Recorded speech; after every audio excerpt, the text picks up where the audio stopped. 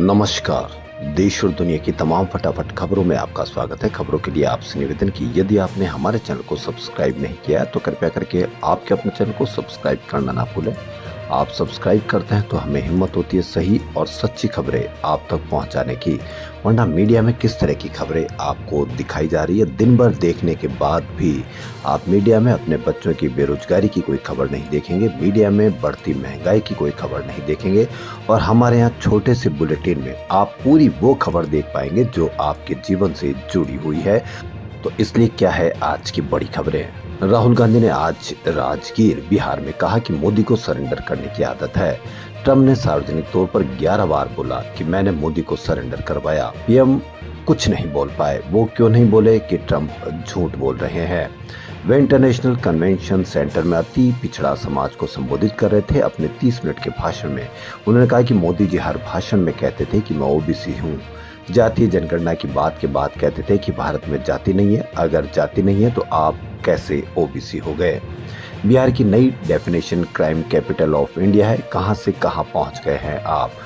पहले नालंदा में पूरी दुनिया से लोग आते थे, आज यहां से पूरी दुनिया में जाते हैं। देश का बजट 11 अफसरों ने बनाया। 90% दलित, पिछड़ा, अति पिछड़ा वाले उनमें कोई नहीं है। वहीं मजदूरों में आपको सिर्फ ओबीसी, दलित, अति पिछड़ा मिलेंगे। प्राइवेट हॉस्पिटल के लिए सरकार जमीन देती है, लेकिन एक भी हॉस्पिटल के मालिक दलित हैं तो बता दीजिए। जातीय जनगणना के साथ अगर हमने बाकी डेटा जो सरकार के पास है वो जोड़ दिया तो विकास का बिल्कुल नया आयाम सामने आएगा और बिहार से इसकी शुरुआत होगी। ये आइडिया कहां से आया कि देश में सिर्फ 50% आरक्षण हो सकता है। आपकी आबादी 90% और दीवार बना रहे 50% आरक्षण की। तो ये बड़ी खबर राहुल गांधी आज बिहार में। एलोन मस्क की कंपनी स्पेस एक्स को Starlink satellite internet service Bharat में ऑपरेट करने के लिए टेलीकॉम डिपार्टमेंट का लाइसेंस मिल गया है। अब उसे सिर्फ Indian National Space Promotion and Authorisation Centre यानी इन स्पेस ई के अप्रूवल का इंतजार है। राइटर्स ने सूत्रों के हवाले से जानकारी दी है। स्टारलिंक तीसरी कंपनी है जिसे भारत में सैटेलाइट इंटरनेट सर्विस ऑपरेट करने का लाइसेंस मिला है। इससे पहले भारतीय के वनवेब और रिलायंस जियो को देश के भीतर अपनी सर्विस देने के लिए मंजूरी दी गई थी। मीडिया रिपोर्ट्स के अनुसार स्टारलिंक भारत में 840 रुपए में महीने भर अनलिमिटेड डेटा देगा। द इकोनॉमी टाइम्स की रिपोर्ट के अनुसार स्पेस एक्स भारत में अपनी Starlink satellite internet services monthly $10 मात्र $10 यानी 840 रुपए से कम कीमत वाले शुरुआती प्रमोशनल अनलिमिटेड डेटा प्लान से शुरू करेगा। स्टारलिंक समेत सैटेलाइट कम्युनिकेशंस कंपनियों का टारगेट अपने यूजर बेस को तेजी से बढ़ाना है। यह मिड टू लॉन्ग टर्म में 10 मिलियन यानी 1 करोड़ कस्टमर तक पहुंच सकता है। इससे कंपनियों को भारी स्पेक्ट्रम कास्ट की भरपाई करने में मदद मिलेगी। 2 मार्च 2016 को जिनेवा में एफआईए मीटिंग के लिए लंदन जा रहा था। मैंने तत्कालीन वित्त मंत्री अरुण जेटली को बताया कि मैं जा रहा हूं, लेकिन पासपोर्ट रद्द होने से मैं लंदन में ही अटक गया। मैं भगोड़ा नहीं, ये कोई एस्केप प्लान नहीं था। मुझे चोर कहना गलत है। 9 साल तक मीडिया से दूरी बनाने के बाद माल्या ने हाल ही में यूट्यूबर राज शमानी के पॉडकास्ट में अपनी चुप्पी तोड़ी। इस 4 घंटे की बातचीत में उन्होंने अपनी जिंदगी, बिजनेस, किंगफिशर एयरलाइंस के पतन, कर्मचारियों की बकाया सैलरी और कानूनी लड़ाई पर खुलकर बात की। 17 बैंकों से 6,203 करोड़ का लोन लिया। बैंकों ने संपत्तियों से 14,131 करोड़ रुपए रिकवर किए, जो कर्ज से 2.5 गुना है। मैंने 2012 से 15 में 4 बार सेटलमेंट ऑफर दिए, जिनमें 5,000 करोड़ का ऑफर भी था, लेकिन बैंकों ने ठुकरा दिया। सीबीआई ने ब्रांड वैल्यूएशन और प्राइवेट जेट के मिसयूज का आरोप लगाया। ईडी ने 3,547 करोड़ की मनी लॉन्ड्रिंग का इल्जाम लगाया, लेकिन एयरलाइंस के 50% खर्चे विदेशी मुद्रा में थे। इसे मनी लॉन्ड्रिंग कहना बकवास है। आईडीबीआई को भी मैंने 900 करोड़ रुपए का लोन चुका दिया। 2 मार्च 2016 को जिनेवा में एफआई मीटिंग के लिए लंदन जा रहा था। मैंने अरुण जेटली को बताया था कि मैं जा रहा हूं और सेटलमेंट की बात करूंगा। पासपोर्ट रद्द होने से मैं लंदन में ही अटक गया। मैं भगोड़ा नहीं, ये कोई एस्केप प्लान नहीं था। मुझे चोर कहना गलत है। वहीं मैं भारत की नौकरशाही को बिजनेस की बड़ी रुकावट मानता हूं। 29 राज्यों की अलग अलग नीतियों से निपटना पड़ता था। राजनेता चुनाव में शराब, नकदी मांगते थे। मैंने सिर्फ शराब दी क्योंकि मेरी कंपनी सबसे बड़ी थी। मैंने रिश्वत नहीं दी।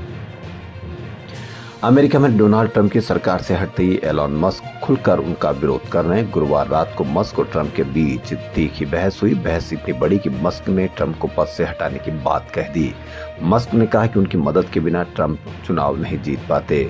ट्रंप के बिग ब्यूटीफुल बिल को फिजूल खर्ची बताते उन्होंने कहा कि उन्हें पद से हटा देना चाहिए। उनके जगह उपराष्ट्रपति जेडी वेंस को राष्ट्रपति बनाया जाना चाहिए। एलॉन मस्क के हमलों से नाराज ट्रंप ने कहा कि मस्क पहले इस बिल पर खामोश रहे और सरकार से हटते ही पलट गए। वे पागल हो चुके हैं। उन्होंने मस्क की कंपनियों के सरकारी ठेके और सब्सिडी खत्म करने की धमकी भी दी।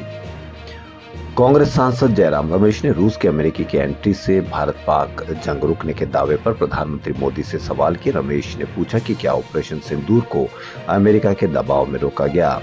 कांग्रेस सांसद ने सवाल किया कि प्रधानमंत्री इस मुद्दे पर चुप क्यों हैं। क्या अमेरिकी दबाव में भारत ने युद्ध रोका ताकि व्यापार समझौते हो सके। उन्होंने कहा कि यह सवाल सैन्य नहीं बल्कि राजनीतिक है।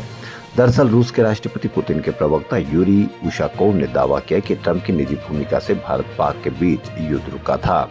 इस मुद्दे पर ट्रंप और पुतिन की बातचीत भी हुई थी। वहीं अमेरिकी राष्ट्रपति ट्रंप भी 10 मई से लगातार दावा कर रहे हैं कि उनकी व्यापार बंद करने की चेतावनी के चलते भारत और पाकिस्तान ने इस युद्ध को रोका था। 30 मई को भी उन्होंने ये दावा किया। राहुल गांधी ने 3 अप्रैल को मध्य प्रदेश की राजधानी भोपाल में भी ऑपरेशन सिंदूर और प्रधानमंत्री मोदी पर बयान दिया था। राहुल बोले थे कि ट्रंप का एक फोन आया और नरेंद्र जी तुरंत सरेंडर हो गए। उन्होंने कहा कि इतिहास गवाह है, यही बीजेपी आरएसएस का कैरेक्टर है। ये हमेशा झुकते हैं। भारत ने 1971 में अमेरिका की धमकी के बावजूद पाकिस्तान को तोड़ा था। कांग्रेस के बब्बर शेर और शेरनिया सुपर पावर से लड़ते हैं, कभी झुकते नहीं है। भगोड़े कारोबारी विजय माल्या के मामले में एक नया और सनसनीखेज दावा सामने आया। आम आदमी पार्टी ने एक वीडियो शेयर कर आरोप लगाया कि विजय माल्या को देश से भगाने में केंद्र की मोदी सरकार की भूमिका थी। आप द्वारा शेयर किए गए वीडियो में माल्या के उस बयान का हवाला दिया गया जिसमें उन्होंने दावा किया कि देश छोड़ने से पहले उन्होंने तत्कालीन वित्त मंत्री स्वर्गीय अरुण जेटली को लंदन जाने की जानकारी दी थी। आपने अपने आधिकारिक एक्स हैंडल पर वीडियो शेयर करते हुए लिखा कि विजय माल्या को देश से बाहर भगाने में था मोदी सरकार का हाथ। जनता के टैक्स के 9,000 करोड़ से ज्यादा लेकर भागे विजय माल्या ने कहा है कि उन्होंने देश छोड़ने से पहले तत्कालीन वित्त मंत्री स्वर्गीय अरुण जेटली को बताया था कि वह लंदन जा रहे हैं। पार्टी ने इसे लूट की प्लानिंग करार देते हुए सरकार पर गंभीर सवाल उठाए। मौसम विभाग ने आज बिहार समेत पूर्वोत्तर के 7 राज्यों में भारी बारिश का अलर्ट जारी किया। वहीं 17 राज्यों में आंधी तूफान के साथ बारिश की संभावना जताई गई है। पश्चिमी राजस्थान, तमिलनाडु और पुडुचेरी में गर्मी उमस की आशंका है। राजस्थान के 8 जिलों में आज बारिश का अलर्ट जारी किया गया। 12 जिलों में गुरुवार को भी तेज हवाओं के साथ बारिश हुई। वहीं मध्य प्रदेश में शुक्रवार को लगातार 42वें दिन आंधी बारिश का अलर्ट है। भोपाल, इंदौर समेत 45 जिलों में तेज आंधी के साथ बारिश होने की संभावना है। उधर देश के पूर्वोत्तर राज्यों में गुरुवार को लगातार बारिश से बाढ़ और लैंडस्लाइड्स के हालात बने हुए हैं। असम के 21 जिलों में करीब 7 लाख लोग प्रभावित हैं, लेकिन कहीं पर भी कोई चर्चा आप देखने को नहीं मिलेगी।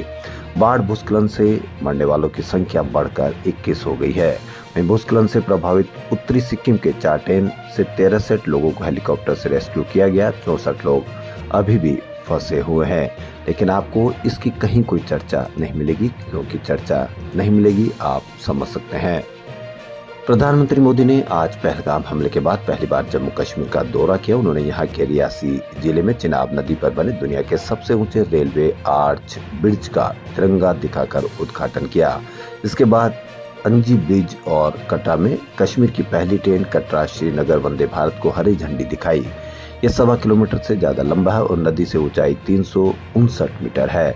ये पेरिस के एफिल टावर से 29 मीटर ऊंचा है। लागत 1486 करोड़ रुपए है। पीएम मोदी ने आज अंजी खड्ड पर बना भारत का पहला केबल स्टे रेल ब्रिज का भी उद्घाटन किया। ये पुल नदी तल से 331 मीटर की ऊंचाई पर बना हुआ है। 1086 फीट ऊंचा एक टावर इसे सहारा देने के लिए बनाया गया, जो करीब 77 मंजिला बिल्डिंग जितना ऊंचा है। यह ब्रिज अंजी नदी पर बना है, जो रियासी जिले के कटरा को बनिहाल से जोड़ता है। चिनाब ब्रिज से इसकी दूरी महज 7 किलोमीटर है। इस पुल की लंबाई 725.5 मीटर है। देश और दुनिया की तमाम फटाफट खबरों में फिलहाल इतना ही। यदि आपको हमारा चैनल पसंद आए तो लाइक, सब्सक्राइब और शेयर अवश्य करें। धन्यवाद।